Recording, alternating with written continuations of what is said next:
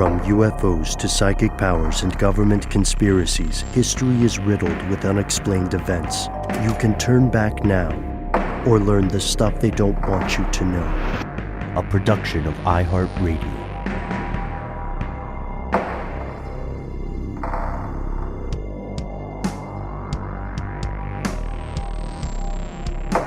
Welcome back to the show. My name is Matt. My name is Noel. They call me Ben. We're joined, as always, with our super producer, Alexa's codename Doc Holliday Jackson. Most importantly, you are here, and that makes this the stuff they don't want you to know. As we record today on Wednesday, June 21st, there is a submersible in trouble. There are also some people in trouble in the world of the body part trade, and there are priests that you should not trust, which we know sounds a bit Shakespearean, but you'll see what we're talking about. Maybe we start today with the thing that is increasingly taken the forefront of the zeitgeist here in the U.S. It's not the burgeoning geopolitical tensions. It's not the stuff we talked about with China and Cuba.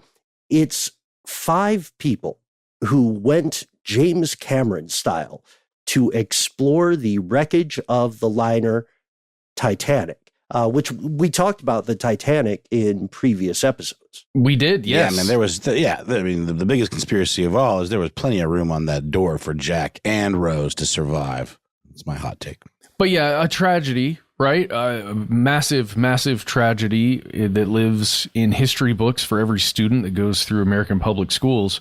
You've likely learned about the Titanic. You've likely seen the movie about it. It is still, let's say, an event in time that is a fascination for a lot of people, and specifically the wreckage of that site. When we think about James Cameron's obsession with it and all of the money and time he spent creating the technology to go down there and film a documentary years and years ago. Yeah, there are some controversial interviews with James, Matt, where it appears that our pal Heavy J is saying he made the Titanic film primarily to get the funding for his expedition down there. Can you imagine having that kind of agency?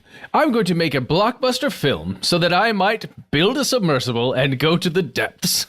Well, and just to have the foresight to know that it would be so massive. He always does. Like, I was so skeptical about these Avatar sequels 20 years removed from the original. #1 grossing movie of all time. I mean, the guy's got vision, if nothing else. But an interesting obsession, don't you think? I mean, I guess it is fascinating. I think we're all fascinated with historical blunders, of this magnitude, especially ones that are so high profile, the unsinkable ship and all of that. So it does make sense that it kind of remains, as do, a large portion of the wreckage, because it's so deep that it's not like they're going to dredge it up, that's just kind of where it is. So you kind of got to go to it. And people forget just how easy it is to lose things in the ocean. It's often said, unfortunately, with a great deal of accuracy, that the human species knows more about the surface of the moon than they do about the majority of Earth's surface, which is covered by water. The Titanic,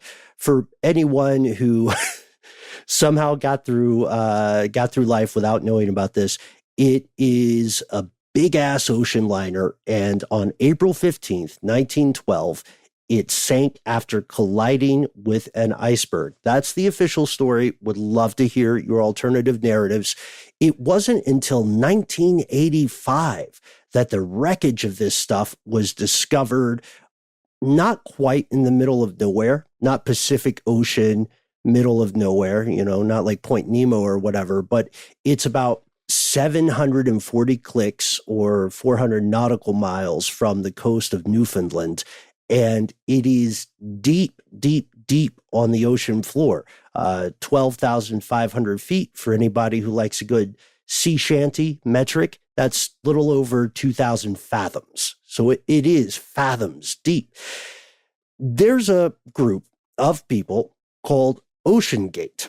Ocean Gate is not a weird like Watergate reference. It does seem to be an unfortunate self-prophesizing name. Ocean Gate operates out of Everett, Washington, and they provide submersibles, not submarines, submersibles for tourism, for research, for general exploration. It's very close to exploring near outer space when you get to this level of the depths. Yeah, I mean, down to all the completely bizarre looking creatures that reside down there, you know, with all these insane adaptations. I mean, I know we haven't discovered life in outer space quite yet, but if we were, wouldn't be surprised if they had a similar vibe. Yeah. And as we've said in previous episodes on cryptozoology, if you are a human interested in undiscovered animals, then your highest likelihood of finding a large undiscovered animal is not on the surface of Earth. It is in those abyssal depths. It is in that Cthulhu territory. Excuse me, I don't speak Lovecraft natively. I hope not. Dear God. Right. Different franchise, you could call our species. But so first, in 2021, this outfit, Ocean Gate, it says, look, we have this submersible that we're really proud of, and we trust that it can take paying customers to visit the Titanic shipwreck, just like James Cameron, they say, all for the low cost of $250,000 US per person. Now, that's a high barrier for a lot of people. You know, there are watches that are more expensive. There are houses that are less expensive. Either way, it's less than pretending to go to space for 11 minutes. I was about to say, yeah, it's definitely cheaper than that trip. And their mission is to make underwater exploration, let me get this right, more accessible to private citizens. And there are a lot of echoes and parallels to the missions of private space exploration ventures like SpaceX or Blue Origin. Quite recently, as we record, disaster struck on June 18th, just a few days ago. And we're recording on the 21st of June. One of their submersibles went missing about 2 hours after it was supposed to take an 8-hour trip down and up to let me put this correctly, to have a 1 in 5 chance of successfully seeing the wreckage of the Titanic. Other expeditions had occurred, and they're called expeditions by Ocean Gate. And I think for a lot of the passengers, many of whom are famous, many of whom are people of note, I think it was startling for them to realize the sheer vastness of the ocean. The idea that something as large as the Titanic could be a needle in a haystack. You know, you get down to the ocean floor and you're thinking, we're somewhere near here, right? We're somewhere near what we want to see. Let's use our Logitech off-brand Xbox controller to try to find the most famous shipwreck in modern history. So there's no way to use like radar or like to like search for something of that magnitude. I mean, I understand the issue of scale, but you'd think if you're paying that much, you damn sure want to be guaranteed a glimpse at the thing. Yeah. I feel like there would be some kind of transponder or some kind of powerful thing that was left in the wreckage after somebody like James Cameron goes down there, you know, but how in the heck do you do that? How do you transport that, get it all the way to that depth, and leave it in a strategic place and ensure that it stays there? Like the mechanics, that would be really simple if you were on the surface, right? If you were going to go leave a transponder somewhere at a location. But when you got to go that far in those pressures, I imagine that's really, really difficult. Especially considering the surface of the ocean is itself fluid, right? Difference between a submarine and a submersible.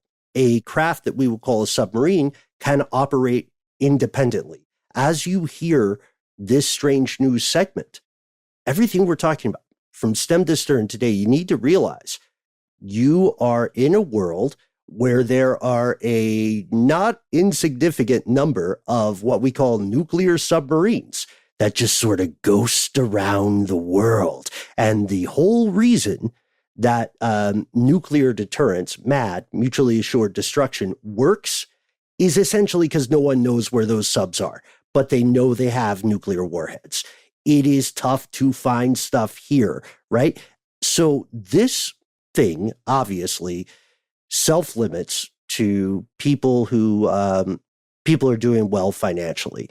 So every time you have a dive or an expedition, again, as OceanGate likes to call it, you have a pilot, you have a guide. They work for OceanGate or work with OceanGate. And then you have 3 paying passengers, and they're called mission specialists.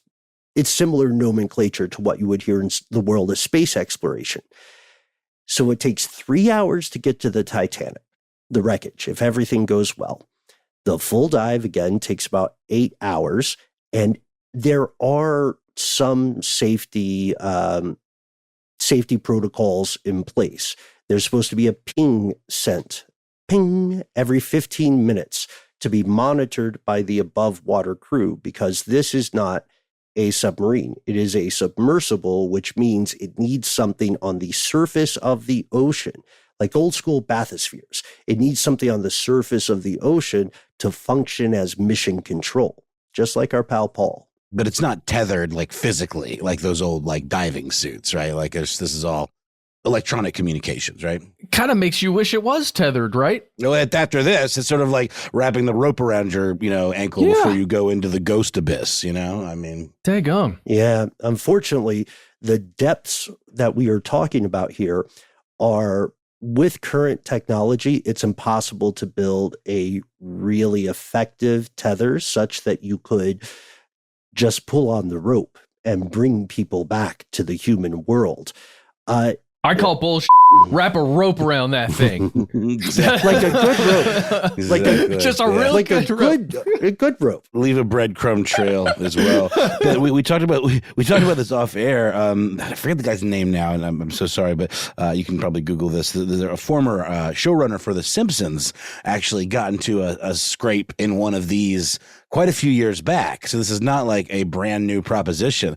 He actually told the New York Post in a recent article, because these people are kind of coming after him now to get his perspective on this thing, about how his craft got stuck in the mud and the driver using, essentially, if you look at the inside of these, it's like a little joystick, I think there's like maybe 3 people can fit in one of these, and they're wedged against the sides of this, curved, fuselage kind of deal. And they had to kind of wiggle back and forth and got out of there. And he talks about how like his last and what he thought were his dying moments, he whipped out his handy dandy comedy journal and wrote some jokes about death.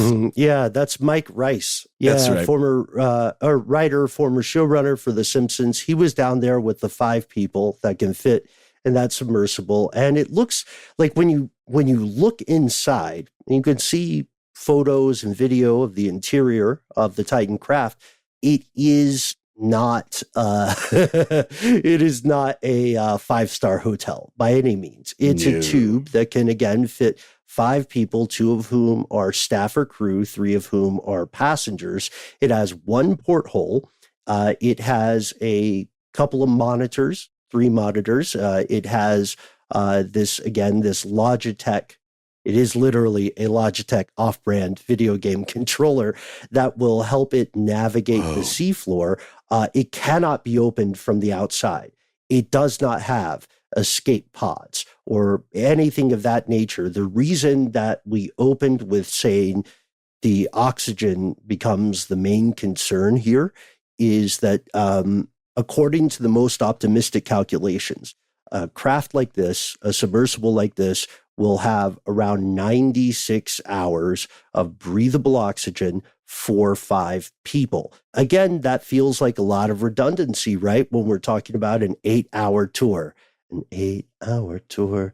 Shout out to Gilligan's Island, inappropriately. Oh, they should do a Gilligan's Island reboot where it's a submarine. They find some sort of Atlantis-type civilization. That'd be fun. And so as we're recording, these folks have about 15, at best, 15 or so hours of oxygen, which means by the time this comes out on Monday, then they will be found, hopefully, or they will be lost.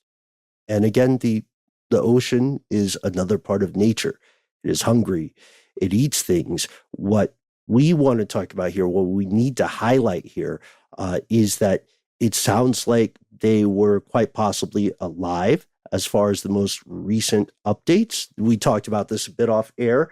There were banging, clanging sounds coming every 30 minutes in an attempt, ostensibly, to show their location, which I think there are three scenarios right now that are most possible. And I think this lends a lot of credence to the idea that they got stuck somewhere in the muck. Yeah, like with the Simpsons guy. But I guess they weren't able to wiggle their way out of it. I just, man, doesn't this seem patently unsafe? Just the whole thing. Like another thing I read in the Post article about Mr. Rice, is that his name? Reese? Mike, yeah. Was that, in the waiver that he had to sign, the word death appears about 3 or 4 times. Right. Yeah. Like indemnification or whatever. Like it is definitely on the table. Death. Yeah. It's a massive risk. It doesn't matter. It's a thrill seeker type deal is what it is. It's like, jumping out of a plane, but even I think more dangerous. But anyway. All I'm saying is it doesn't matter how advanced the technology is, right? Oh, of course. Going down there is going to be crazy dangerous. I'm just surprised there wasn't some form of, I don't know what you would call it, right? Something that would ping, but on a wider scale. Sure. Right? That was on board. Some sort of automated black box, some sort of automated dead hand surfacing system. That would have been ideal. Shout out to Mike, by the way, because he went on 3 different dives or again expeditions with this company, and he said they, quote, almost always lost communication. I'm pulling this from a great independent article by Tom Murray, which came out about 12 hours ago when there was much more oxygen on the craft. When we look at this, we have to be, again, intellectually honest, even if the truth is ugly. The company has a record of being called to account for what opponents would call cutting corners. For instance, there were several safety complaints for a while. You can find no shortage of maritime veterans from a bunch of different U.S. services and non-U.S. services who are pointing out there was a lack of redundancy, of safety redundancy here. In short, it seems as though they were not treating the deep ocean the way you would treat outer space. Again, as we record this and in the time interval between when we record and when this publishes, it is hopefully possible, or it is hopeful, that these 5 people will return safely alive to the surface. However, I'm going to go just a second long here to point out the 3 possible scenarios and one interesting thing. The 3 possible scenarios. 1, the safety preparations, as we understand them, could have failed. The integrity of the craft could have been compromised, in which case those people are almost certainly lost in Davy Jones' locker. Second, the craft could be stuck, as noted in earlier expeditions. Third, they could be alive and simply lost, get this, somewhere on the surface of the ocean. And extensive air searches may have somehow just not found them yet.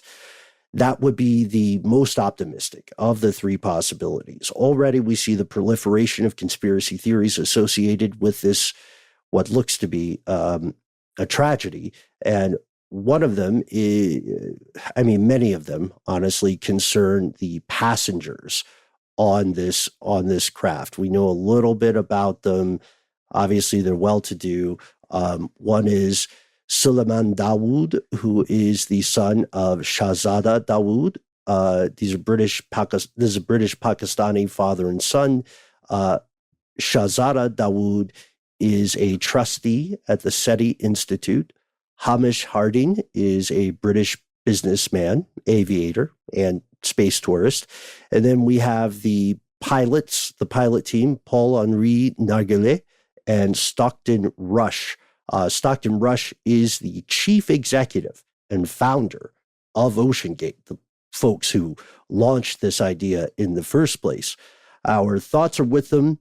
We want to hear your thoughts as well. Again, this is an ongoing situation. By the time you hear this week's Strange News segment, the oxygen will have run out on the submersible. We're going to pause for a word from our sponsors. We'll return with more Strange News.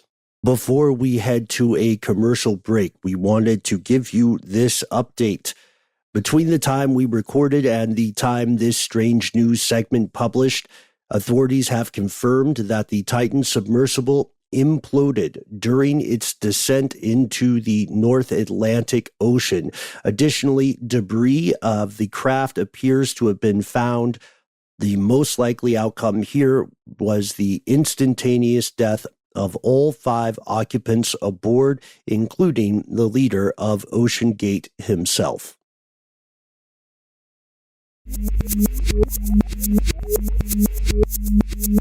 Okay, and we're back. We should just reiterate our thoughts and prayers are with the people on that submersible and their families. Just, again, we talked a little bit in the break there just about the situation and just sending out our thoughts. So I wanted to ask you guys for something completely different. Did you hear anything about a potential UAP dogfight that occurred recently in early June? I have not, Matt. No.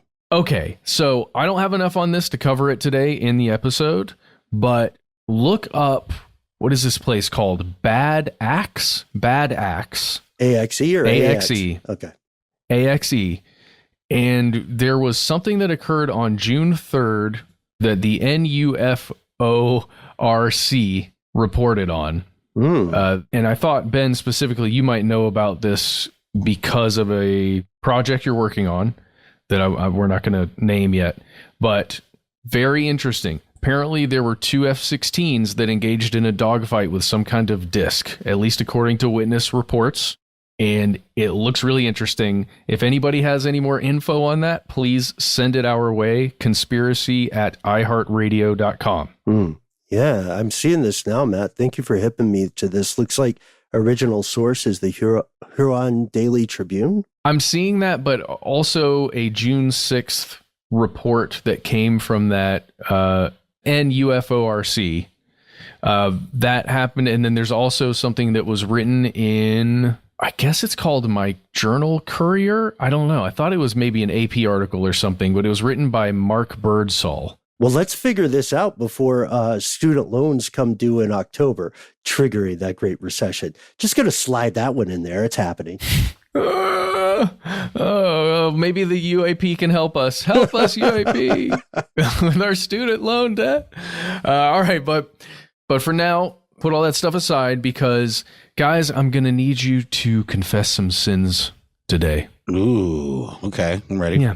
I'm a priest, and I've been hired by iHeartRadio to have all of the employees of iHeartRadio to confess their sins. I'm calling HR. Oh, I see. I'm calling HR. I reject it. Do you do parties, Matt? Where you show up like in your priest garb and just go around absolving people? I certainly don't do bar we go. mitzvahs. No, exactly. I don't. No, that might be a fun spin, you know? I'm just joking. I'm completely joking. But it's a joke about the story that we're going to cover today. I'm going to read something to you. I guess it's a press release that was written by the U.S. Department of Labor's Wage and Hour Division. It was written on June 12th, 2023. This is the first sentence. Quote, federal wage and hour investigators have seen corrupt employers try all kinds of scams to shortchange workers and to intimidate or retaliate against employees. But a Northern California restaurant's attempt to use an alleged priest to get employees to admit workplace, quote, sins may be among the most shameless. Wow, it's real Department of Labor, too. You can tell because they don't use any commas. They really didn't use a single comma. You're so right. It's true, though. Like, that's, Matt, that's that's Uncle Sam saying that there's a restaurant in California doing psyops, leveraging Catholicism. What a time. Yes. What a time. This is so nuts. You guys, within our doc there, you can see a Google link where you can see where this is. It's in Sacramento, California. Shout out to More Broccoli, who always calls us from there. The place is called Taqueria Garibaldi. I think that's how you would say it. I think it's Garibaldi. Garibaldi? I think so. Has it spelled with an ER or an AR? Garibaldi. Garibaldi? Yeah, I'm probably like Americanizing it, but I think it might be either Jera or Garibaldi. Yeah, I think people will be able to find it with the information we've provided. 100%. Yeah, just type in fake priest to spy. Hey, come on. You'll get it. Okay, so this is what happened. The company that owns this taqueria and two others with the same name, Che Garibaldi Inc., it's alleged that this group or person, whoever it is, whatever that INC represents, hired a person identified as a priest to get the sins out of employees during work hours. So imagine you're at work and there's a priest just roaming around saying, "Oh, hello. Could I speak with you for a moment?" and tries to take you away just to the corner of the room, in this case of the taqueria, and ask you some really strange questions. Have you ever stolen anything from the establishment, from Che or the taqueria? Have you ever been late to work? Do you have any ill will towards our employer or the taqueria itself? Yeah, they ask them and these people may be sincere and these, confess your sins, my child. Well, I have coveted and resent the success of others. They're like, okay, wait, let's talk about how much of your tips you report. Yeah. Let's talk about the tips you report. And let's also talk about maybe somebody else you've been talking to about grievances you have with the taqueria and the company. Because, guys, the taqueria, it's alleged, was paying management from the tip pool. We talked about this, a little bit when we were talking about tips. The servers, people working there in the front of the house, often pool tips to where everybody makes money when the company basically is making money, when people are being sat, when people are eating food and having drinks. Sure. It redistributes to everybody even tips. Well, you're not allowed to pay management with that tip pool, but this company was allegedly doing that. They were also allegedly not paying employees who were working overtime hours. So there were multiple employees that were working over 40 hours a week who needed to be paid overtime wages for that time, and the company was not paying them for that. There's an episode of Gordon Ramsay's Kitchen Nightmares. It's one of the most infamous episodes about I think Amy's Baking Company. It's this woman who just goes completely out of touch with reality and just loses her mind right there on camera because she thinks everyone's like sabotaging her and attacking her. But it's revealed that she and her husband, who own the restaurant together, are taking tips from customers and pocketing them rather than give them to their staff, who, of course, the customers believe those tips are going to. I mean, it's just so gross. Eesh. Yeah, it's not a good practice, right? Agreed. So it seems as though someone within the organization, probably an employee that was feeling slighted because of those practices, ended up making a report about the company, about these things, alleging the company is doing this. And it appears that this tactic of sending in a priest is a retaliation, a way to root out the employees who have been maybe speaking, in their opinion, out of turn about the restaurant's activities. Here's the other thing, guys. The company also retaliated, allegedly, by threatening their employees with, quote, adverse immigration consequences if they cooperated with the Department of Labor's investigations into the company because somebody snitched on the company. La Migra, huh? Okay. That's an escalation, man. Also, I do want to point out, Matt, no joke left behind. On our recording today, you have changed your moniker to Father Snitch a Lot, which I immensely appreciate. Father Snitch a Lot. I mean, this is egregious on so many levels. Just like, first of all, it's like a general workplace privacy violation level. And just not to mention that they were absolutely taking advantage of these folks. But then to besmirch the name of a man of the cloth in this way, Heresy, I say. Well, the Diocese of Sacramento was not too happy about it, and you can read their response to this whole thing on the Catholic News Agency. Do they use the word heresy? I hope so. Well, I mean, they've got some strong words. It's just like, hey, we are not connected with whoever this Joker was. It's not us. We have nothing to do with this. We didn't do shit. We didn't do shit. Catholicism famously concerned about its branding. But Matt, in that case, then, okay, that's one of the questions a lot of us are going to have listening this evening. So this, apparently, per the diocese over there in Sacramento, this is not an acknowledged member of the clergy. No, absolutely. I'll give you a little quote here from that article. It is titled, California Restaurant Had Fake Priest Hear Workers' Confessions, Labor Department Says. It is from the CatholicNewsAgency.com. There's no "the" in there, so CatholicNewsAgency.com. Here's the quote.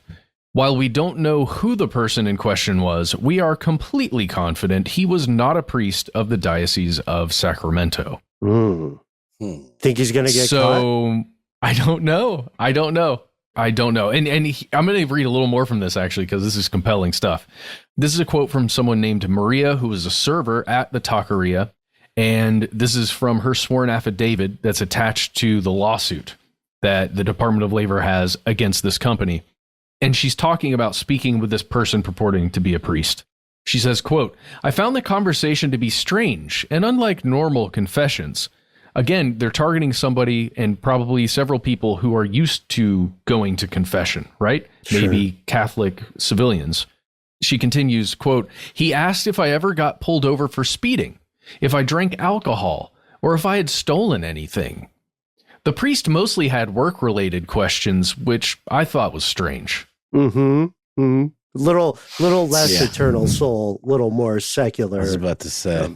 It's pretty crazy, place right? in heaven depends on your workplace conduct. Yeah. Well, hey, guys, so there is this federal investigation, and the reason why we're talking about it today is because the findings were just released, and basically the penalties. The taqueria has to pay $5,000 in penalties for their actions of hiring a fake priest. Per person or total? Total. $5,000 in penalties, which is just basically a civil charge for being naughty and hiring a fake priest and basically intimidating workers. But here's the better thing for the workers. There are 35 employees who were affected by the other practices there, and including the fake priest thing, but the other stuff too, right? The problems that were occurring there. They are going to get a combined total of $140,000 split amongst all of them. This is me clapping. I'm clapping for you. Yeah. Hey, it's at least something. It's not a crazy amount of money, but it's enough to hopefully make up for that missed overtime, for the missed tips. It's and their for, money, right? Exactly. So, guys, I don't have much else for this one besides this is nuts. Oh, I've got one thing for you, Matt. Okay. I looked up the menu, right? This is a chain restaurant, right? Regional chain restaurant. Well, I think there are at least three. At least three locations. So, the test here is to check on the quesadilla prices. And one quesadilla de carne, for $2.25, doesn't seem right. Doesn't seem right to me. Wait, it seems suspiciously low. Yeah, so likely not using fresh ingredients. Yeah, well, they're not using real priest. That's for sure. Yeah, it's faux priest. Probably a lot like one of those. Don't get me wrong. I kind of like them. Have you ever been to Cookout? They have a quote unquote quesadilla there. It's literally just shredded cheese and hot sauce on a tortilla. You know what? I'm just hungry enough right now where that sounds delicious. You want to take a snack break? Oh, please, God, please. All right. Story made Matt hangry. I am really hangry. Here, I'll give the Department of Labor the last word here. Quote, the U.S. Department of Labor and its solicitor's office will not tolerate workplace retaliation and will act swiftly to make clear that immigration status has no bearing on workers' rights under the Fair Labor and Standards Act. Okay. Tough words. Next up, Black Tough Rock. words. Right? Maybe they'll Let's come go. down. Yeah. Kind of hope that the Archdiocese's words were a little bit more cutting Oh yeah, you want to hear? You want to hear some I would final love words? to. I would love to. I think, yeah. They're quoted as saying, "Shame on you!" Fake priest. I'm calling fake priest. All right, that's it for now. We'll be right back after a word from our sponsor.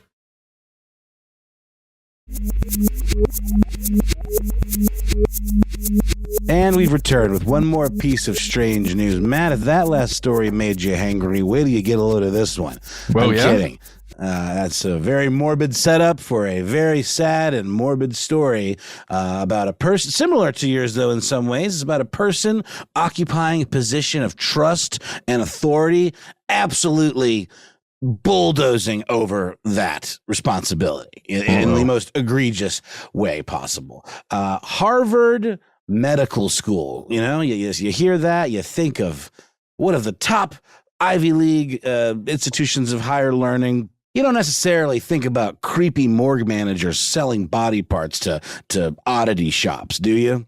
No. Ooh, no. That's exactly what was found out here. Federal prosecutors allege that the manager of the Harvard Medical School morgue was part of a network that bought and sold remains from the medical school and an Arkansas mortuary. So I guess they have maybe like a satellite mortuary, or I'm not quite sure. I'll have to get to that in a second.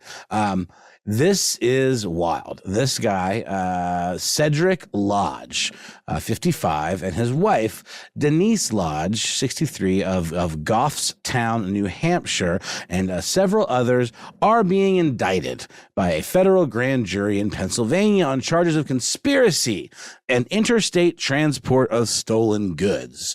Again, what manner of stolen goods, you might ask? Well, let's see.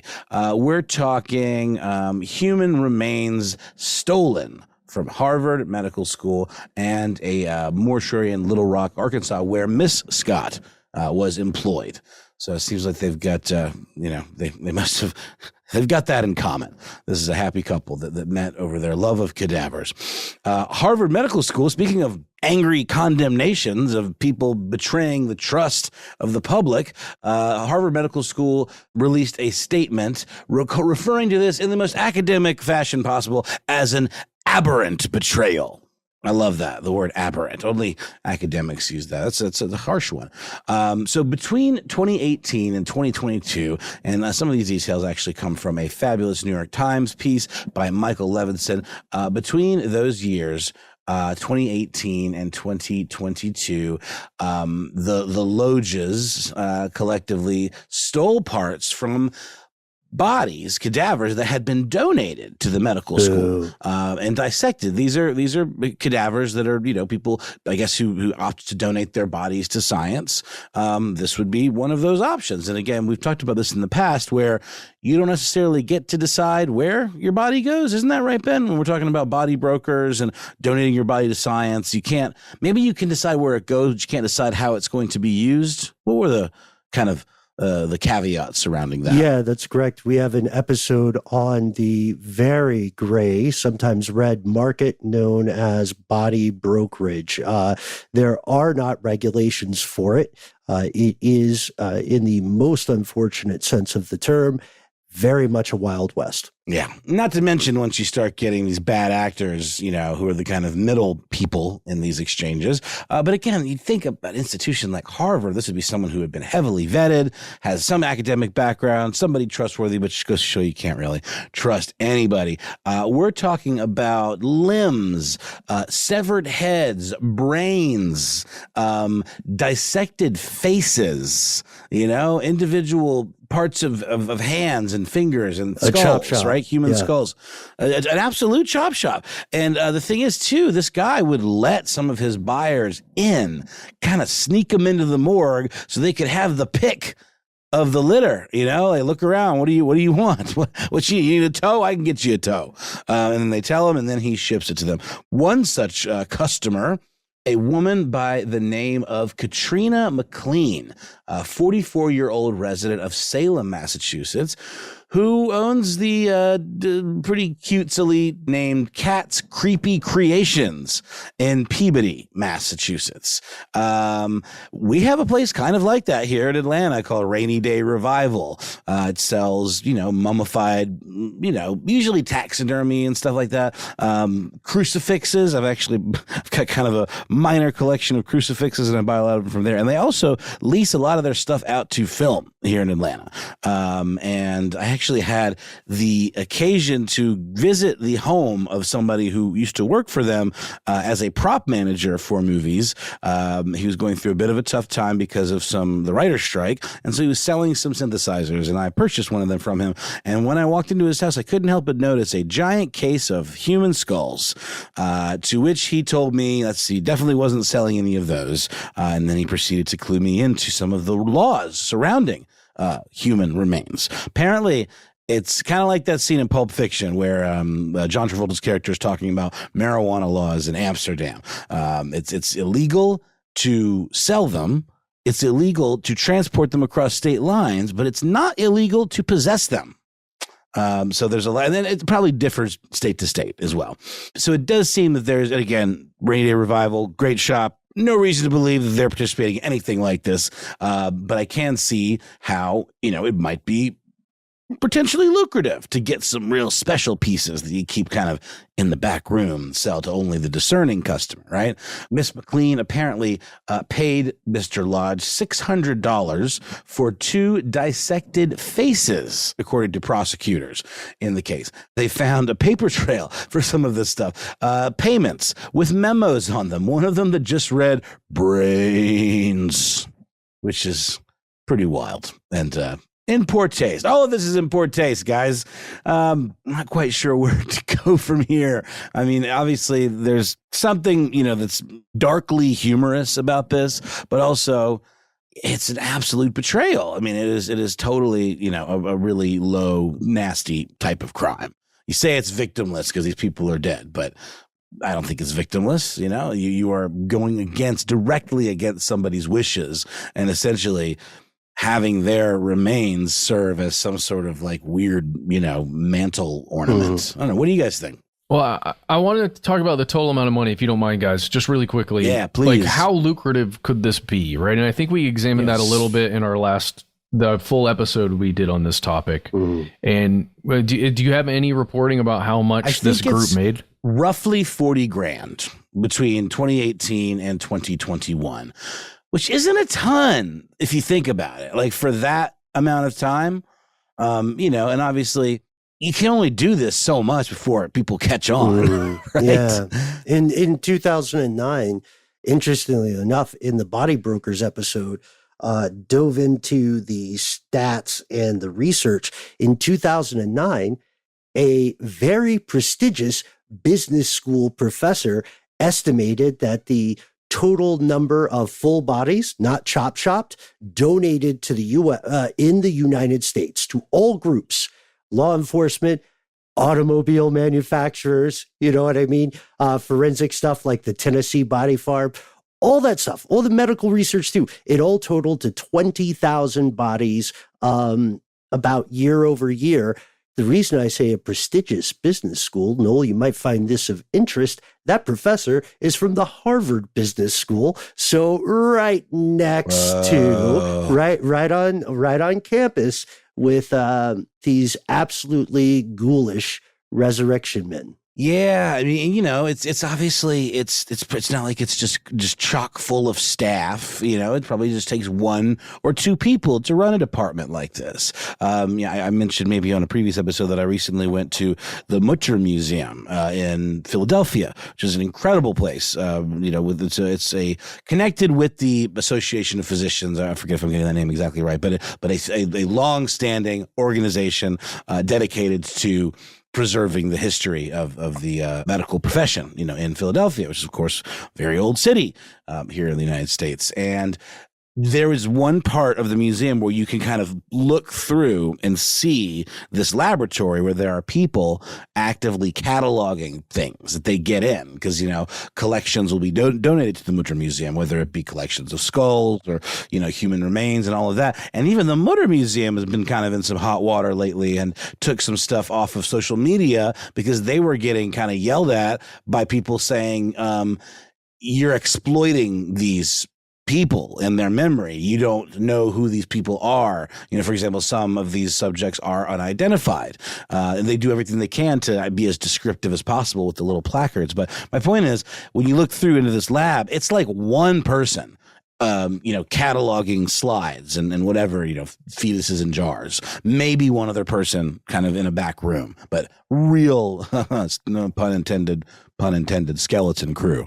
So my point is, you could do this and fly under the radar for quite a long time, which they, clearly did. Yikes. And just to wrap it up on my end, here is a little bit more of the statement from the Harvard Medical School community, two deans that were sort of explaining how they came to be aware of this and their take on Mr. Lodge's activities. Quote, "We are appalled to learn that something so disturbing could happen on our campus, a community dedicated to healing and serving others.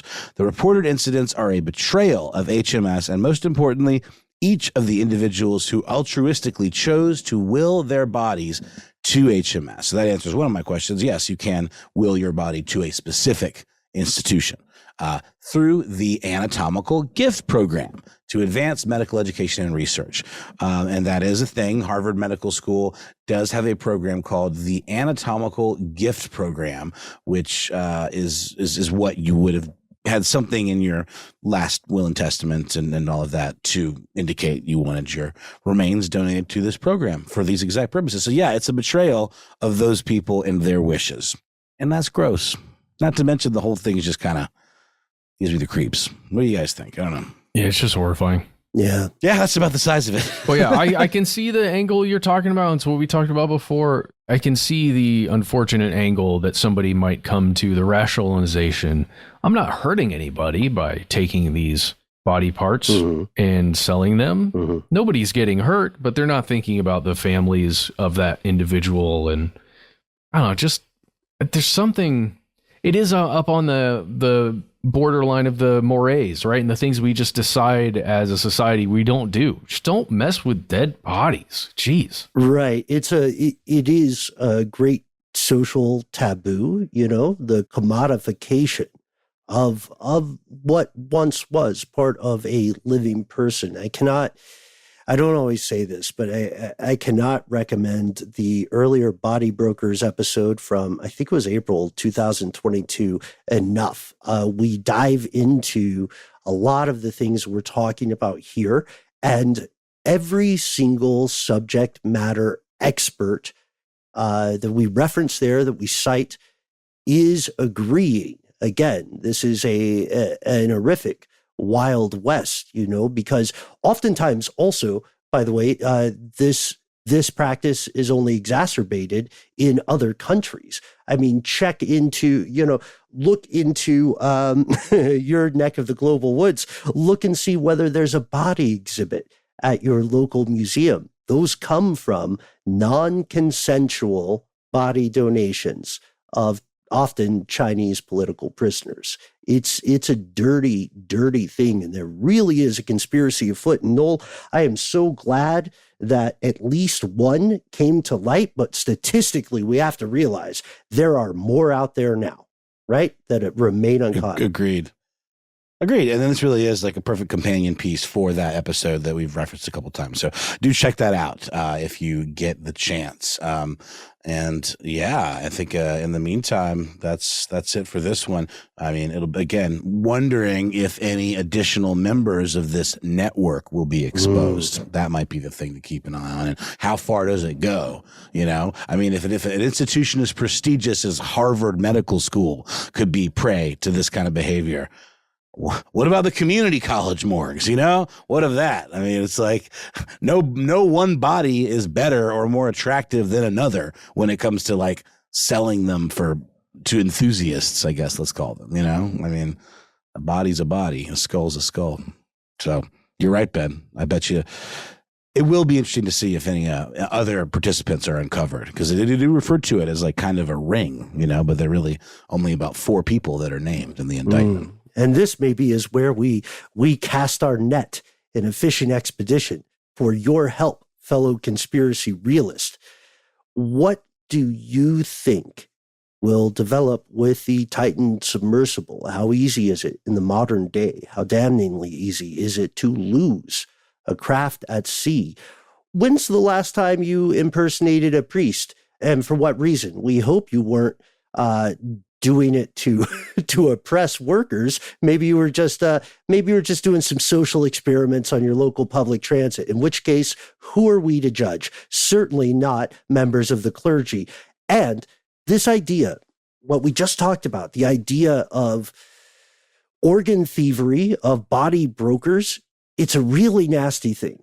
And it is absolutely true. And you need to be careful whenever you or a loved one are signing yourself up for a posthumous donation. You need to know there's often more to the story. There are things they don't want you to know when you sign those papers. We can't wait to hear your thoughts. We try to be easy to find online.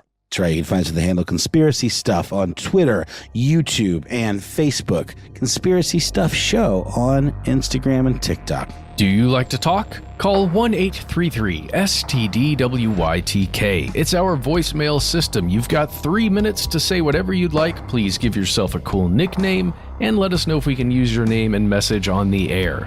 If you've got more to say than can fit in that 3 minutes, why not instead send us a good old-fashioned email? We are conspiracy@iHeartRadio.com.